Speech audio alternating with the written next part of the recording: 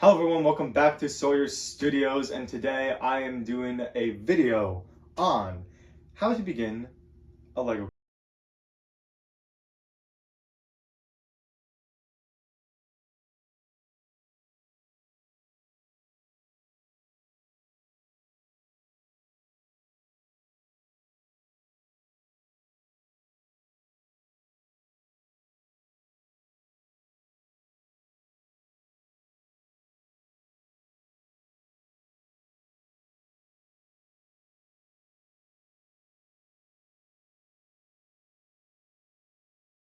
I do want to point out that I made a video yesterday that is titled, I believe, The Only Toxic Thing About Lego. I highly suggest that you watch that video first, sort of as like a precursor to this video.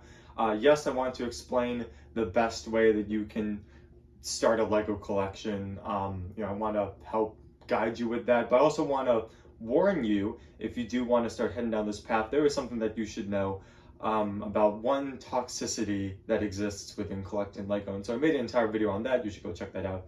Anyway, we are here today and we are going to be talking about the first thing to think about before collecting Lego, and that is to do a couple checks. First thing is financial check. And I think that's the most obvious and clear one that we should focus on. Just make sure that A, you have the money, and B, that you can budget your money. Because I think there's some crazy statistic. It's like the majority of Americans can't handle a spontaneous $500 expense. So let's say your car breaks down and you need to spend $500 to repair it.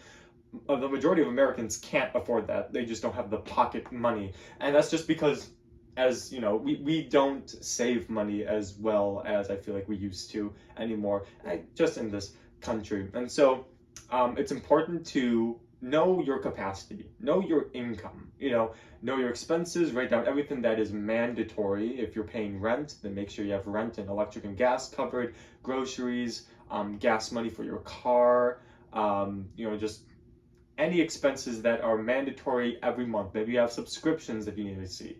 And then when you have the leftover money, you should set at least a good amount of that aside into some sort of saving fund, either it be retirement or a Roth IRA, or maybe the stocks or a mutual fund or a bond. You should be setting that money aside so it can grow interest, and just so that you have that security blanket in case something happens. And after all that's done, sure, then go ahead and find out how much money you have left. So just make sure, if you want to start collecting Lego, you can't pour more money in than is healthy. To do. You need to do a financial check, make sure that all your finances are in order, because this is going to be somewhat of a costly hobby to start. And so you just want to make sure that your financial check is in a good place. Step number 2, and this is equally as important, maybe a little less important, but space check.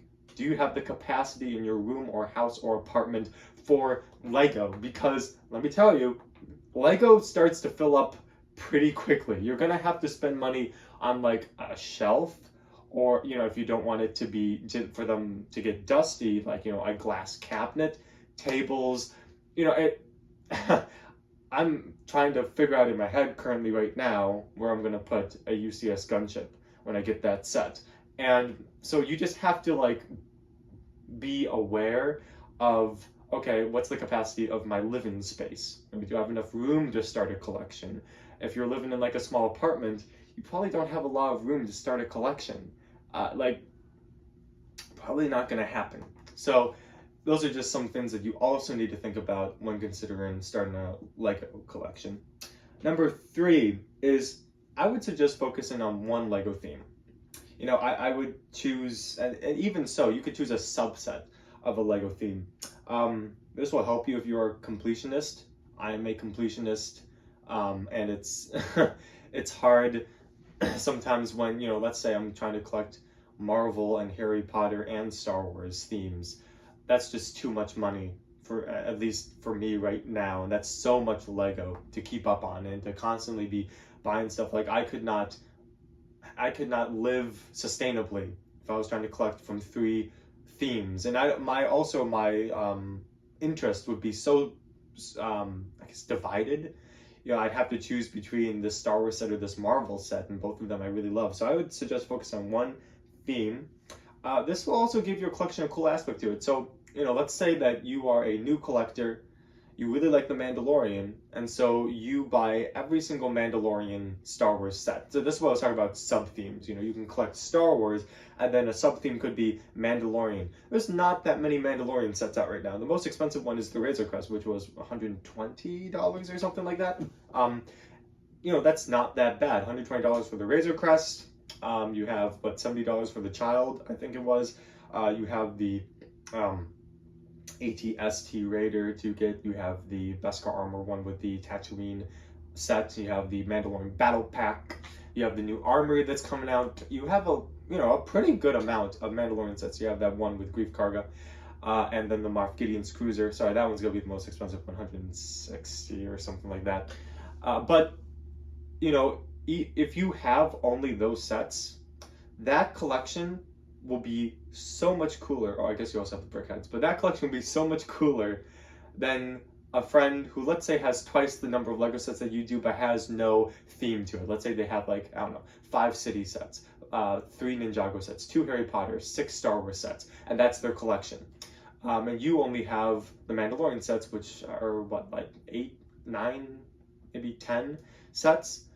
You can then invite friends over, and if they're like, hey, guys, your Lego collection, you can be like, sure. And instantly they'll notice, oh my gosh, you have all the Mandalorian sets. Like, yeah, I do. They're not even going to care that someone else might have more Lego than you. If your Lego collection is given an identity, it's like, yep, those are all the Mandalorian sets. I have all the Mandalorian sets.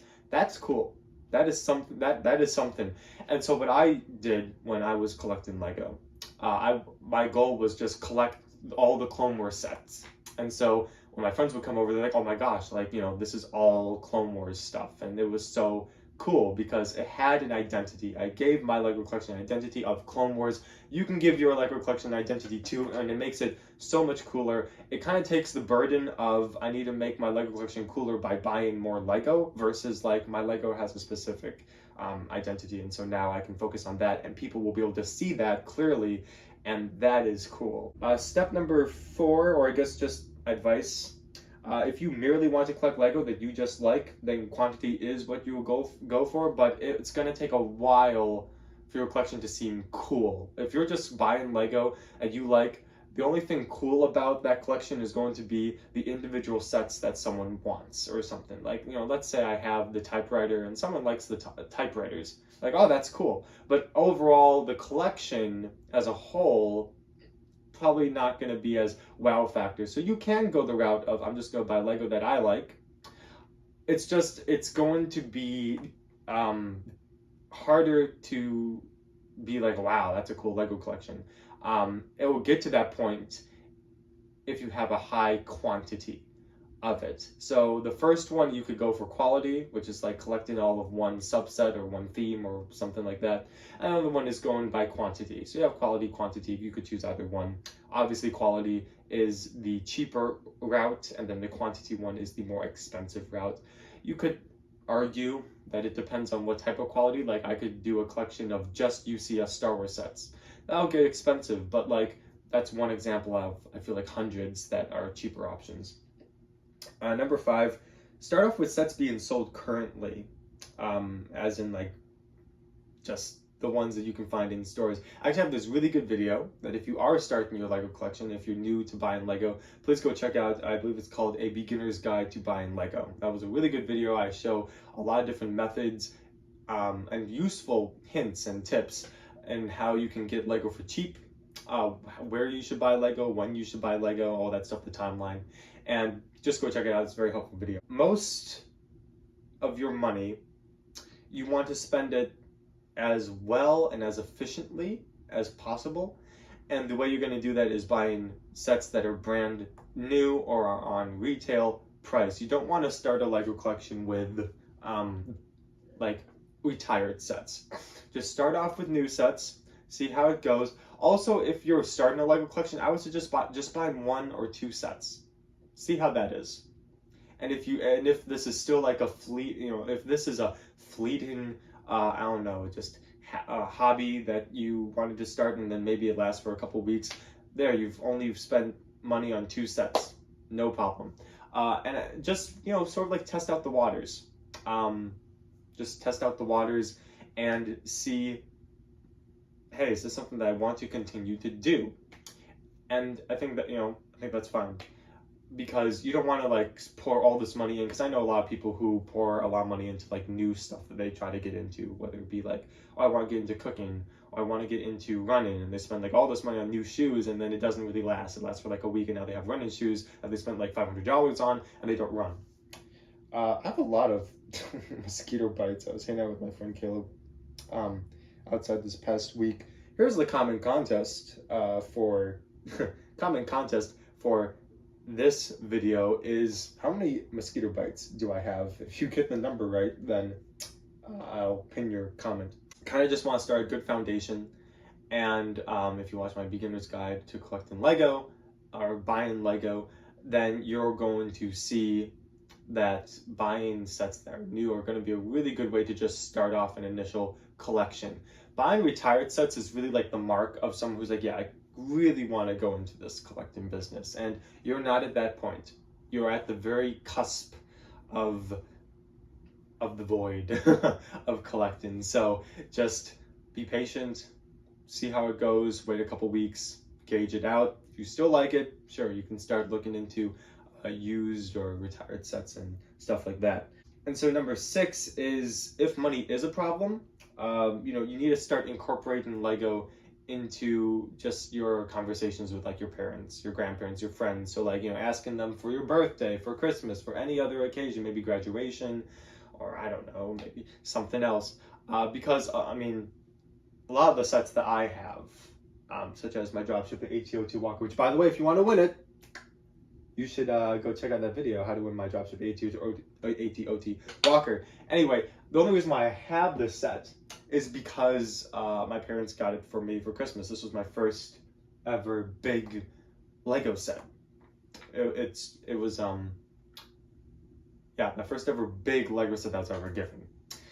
And so I never would have been able to buy that as a middle schooler unless I had asked for it for Christmas. So there's that. And then 7 is sort of like, you know, after you've gotten into collecting Lego, after you've passed all these 6 steps I just mentioned, you know, getting into it, just an addiction check. You know, just every now and then, check to see, you know, is this an addiction? Because collecting's okay, but when it becomes an addiction, that's not okay, because then it's controlling you versus you controlling it. You want to be able to say no.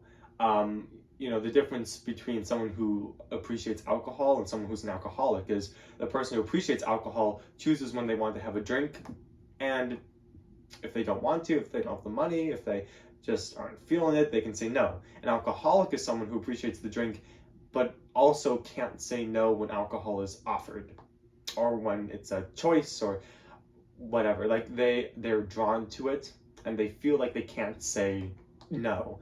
If you find yourself that there is a Lego set that you want coming out, but you are not in a financial place to get that set, let's say it's the UCS gunship and you have a budget this month of $100, but the gunship is $350.